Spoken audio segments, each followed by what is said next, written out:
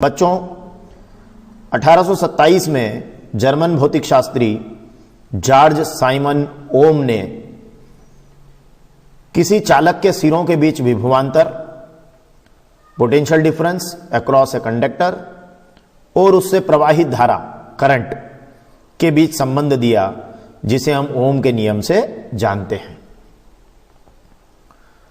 बच्चों, ओम के नियम में कहा गया कि किसी भी विद्युत परिपथ में अगर आपने कोई धातु का तार लिया है तो उसके दो सिरों के बीच जो विभवांतर होगा, या आपने एक सेपरेट वायर लिया हुआ है, निक्रोम का तार है, और इसके सिरों पर जो विभवांतर आएगा वो इसमें प्रवाहित होने वाली धारा के समानुपाती होता है। इस समय तार का ताप नियत रहना चाहिए, समान रहना चाहिए, बदलना नहीं चाहिए। तो बच्चों, ओम ने अपने नियम में कहा कि किसी भी विद्युत परिपथ में, देखिए हमने एक विद्युत परिपथ बनाया है और इस विद्युत परिपथ में ये धातु का हमारा एक तार है, निक्रोम का तार। ये निक्रोम जो है ये निकिल, क्रोमियम, मैग्नीज और आयरन की मिश्र धातु है। निकिल, क्रोमियम, मैग्नीज और आयरन की मिश्र धातु का ये तार है। तो इसके सिरों पर जो विभवांतर आएगा, इसके सिरों के बीच जो विभवांतर आएगा वो इसमें प्रवाहित होने वाली धारा के समानुपाती होता है, परंतु इस समय तार का ताप नियत रहना चाहिए। तो बच्चों, हमने क्या अरेंजमेंट किया है कि यहां हमने ये इस तरह से हमने सेल्स लिए हैं। तो सर्किट में कभी हम एक सेल से प्रयोग करेंगे, कभी हम 2 से करेंगे, कभी हम 3 से करेंगे। आप आवश्यकता अनुसार 4 सेल भी यूज कर सकते हैं। 1.5 वोल्ट के सेल पर्याप्त रहेंगे स्टडी करने के लिए। बच्चों, यहां सर्किट में हमने अमीटर लगाया है, जिसको विद्युत परिपथ में यहां श्रेणी क्रम में जोड़ा गया है, सीरीज में। और अमीटर क्या करता है, आपको पता है कि विद्युत परिपथ में जो धारा बहती है, इस धारा की प्रबलता को मापता है। तो अमीटर एक उपकरण है जो विद्युत परिपथ में धारा की प्रबलता को मापता है। और यहां हमने ये समांतर क्रम में वोल्ट मीटर लगाया हुआ है। वोल्ट मीटर क्या करेगा, ये परिपथ के जो 2 बिंदु हैं, इन 2 बिंदुओं के बीच का विभवांतर पता करेगा। तो बच्चों, ये विभवांतर निकालने वाली युक्ति है, ये धारा निकालने वाली युक्ति है, और ये हमारा निक्रोम का तार है। और ये सेल से यहां इस तरह से धारा परिपथ में प्रवाहित हो रही है। सर्किट बनाते समय ध्यान रखिएगा कि बैटरी का प्लस, अमीटर का प्लस और वोल्ट मीटर का प्लस हमेशा आप एक तरफ रखिएगा। ये सावधानी के तौर पर भी आप लिख सकते हैं कि ये बैटरी का प्लस, अमीटर का प्लस और वोल्ट मीटर का प्लस एक ही तरफ होना चाहिए। तो बच्चों, हमने ओम के नियम के बारे में बात की कि दी पोटेंशियल डिफरेंस या विभवांतर V जो यहां आया है across the ends of a given metallic wire, यहां पे आपने क्या लिया है, nichrome, in an electric circuit is directly proportional to the current flowing through it. और शर्त क्या रखी है हमने, here temperature provides remain same, मतलब टेम्परेचर आपका क्या है, सेम है, और जो पोटेंशियल डिफरेंस है उसमें और करंट के बीच में एक रिलेशन दिया है, विभवांतर और धारा के बीच में एक संबंध दिया है। तो मान लीजिए यहां इस परिपथ में आप देखिए कि इस धातु के तार से जो है, ये जो XY मैंने निक्रोम का तार लिया है, इससे प्रवाहित धारा I है, और इसके सिरों पर जो विभवांतर है वो V है। तो फिर क्या होगा, ओम का नियम ये कहता है कि V is proportional to I, या V upon I is equal to constant या नियतांक R यहां हमने लिया है। तो ये जो R है ये एक कांस्टेंट है, V is proportional to I हुआ, V is equal to IR हो जाएगा, और R की वैल्यू जो है V अपॉन I के इक्वल होगी। Actually V upon I is equal to R ही ओम का नियम है। बेसिकली देखा जाए तो ओम का नियम V upon I is equal to R ही है। तो बच्चों, यहां हमने सीखा कि यहां अगर आप नियतांक R का SI मात्रक लेना चाहें तो V जो है विभवांतर है, पोटेंशियल डिफरेंस, और विभवांतर को मापा जाता है वोल्ट से, और मापने वाला है वोल्ट मीटर। I जो है हम इसको करंट बोलते हैं, धारा बोलते हैं, और इसको मापा जाता है एम्पियर में, और मापने वाला उपकरण है अमीटर।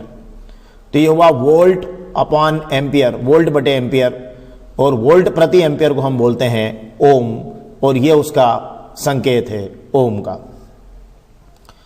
तो बच्चों, इस तरह से ये हमारा ओम का नियम है। और ये जो R है यहां ये नियतांक है, और इसे तार का प्रतिरोध कहते हैं। इसकी अगर आप परिभाषा देना चाहें तो ये प्रतिरोध किसी भी चालक का हुआ गुण है जिसमें वो अपने से प्रवाहित आवेश का क्या करता है, विरोध करता है। मतलब आवेश के प्रवाह का विरोध करने वाली करने वाला गुण जो है चालक का, वह कहलाता है रेजिस्टेंस या प्रतिरोध।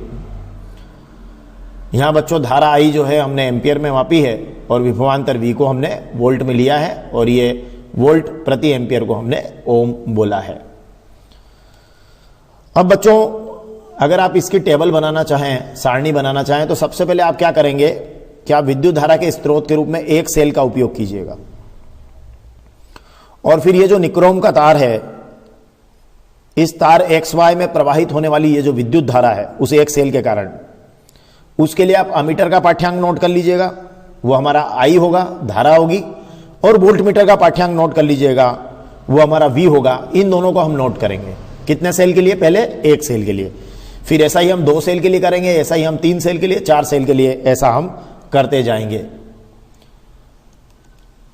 तो देखिए सबसे पहले हम क्या करेंगे, परिपथ से जुड़े सेलों की संख्या लेंगे और परिपथ से जुड़े सेलों की संख्या में आप एक सेल के साथ प्रयोग करेंगे तो तार से प्रवाहित धारा I, ये देखिए ये आपको अमीटर माप कर देगा, ठीक है, और मापेगा किसमें? एम्पियर में। और फिर आप लेंगे कि तार के सिरों पर विभवांतर, ये इसके सिरों पर विभवांतर कौन मापेगा? वोल्ट मीटर, और उसका जो SI मात्रक है किसमें मापेगा? वो वोल्ट में मापेगा। तो इस तरह से विभवांतर हुआ और लास्ट में हम अपना फार्मूला लिख देंगे R = V/I, जो कि ओम में मापा जाएगा। तो देखिए V, I और R, तो ये देखिए ये धारा I, ये विभवांतर V और R = V/I।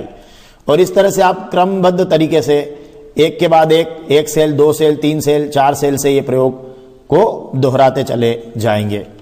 अब बच्चों एक बड़ी मजेदार बात आप यहां देखेंगे, अगर ऐसा आप कर पाते हैं तो, कि यहां जब आप ये जो रीडिंग आएगी आपकी V और I की जो वैल्यूज आएगी आपकी, इस V और I की वैल्यू के बीच में अगर आप एक ग्राफ खींचते हैं तो आपको पता चलेगा कि इस चालक तार का तो आपने रेजिस्टेंस निकाल लिया इस मेथड से, और वो रेजिस्टेंस हमेशा सेम आएगा। मतलब V और I का जो भी रेशो, करस्पॉन्डिंग वैल्यू, मतलब V की जो वैल्यू और I की जो वैल्यू है, तो V/I जितनी बार आप निकालेंगे वो हर बार सेम आएगा, और वही उस चालक तार का क्या होगा? प्रतिरोध भी होगा। तो R = V/I से हम इस चालक तार का प्रतिरोध प्रायोगिक रूप से निकाल सकते हैं, जिसको हमने पिछले वीडियो में पहले निकाला हुआ है। तो चलिए बच्चों, विभवांतर और धारा के बीच में हम ग्राफ ले लेते हैं। तो विभवांतर को आप ले लीजिएगा x एक्सिस पर और विद्युत धारा को आप ले लीजिएगा y एक्सिस पर। विभवांतर वोल्ट में और धारा एम्पियर में। और जब आप इसको ऐसा करेंगे तो आप पाएंगे कि एक सरल रेखा इस तरह से प्राप्त होगी, क्योंकि R का मान वो जो है हमेशा विद्युत परिपथ में V और I के रेशो के बराबर ही होगा। तो हमने बच्चों ये महत्वपूर्ण बात जानी। और अगर आप चाहें कि अगर आप चाह रहे हैं कि यहां पर बहुत सारे सेल्स का हम यूज ना करें, तो फिर आप एक युक्ति का उपयोग भी कर सकते हैं, जिसको हम रियोस्टेट या परिवर्ती प्रतिरोध कहते हैं। तो उसमें क्या होगा, आपकी वोल्टेज आप फिक्स कर दीजिएगा। मतलब आपका वोल्टेज तो कोई भी एक सोर्स लेकर उसको फिक्स कर लीजिएगा और उस स्रोत की वोल्टता में आप कोई भी परिवर्तन ना करें, और परिपथ की विद्युत धारा को वो रियोस्टेट कंट्रोल कर लेगा। तो फिर क्या होगा कि वो जो वायर है उसमें फिर V/I के अलग अलग वैल्यूज आप उस रियोस्टेट की मदद से निकालकर आप रेजिस्टेंस निकाल पाएंगे।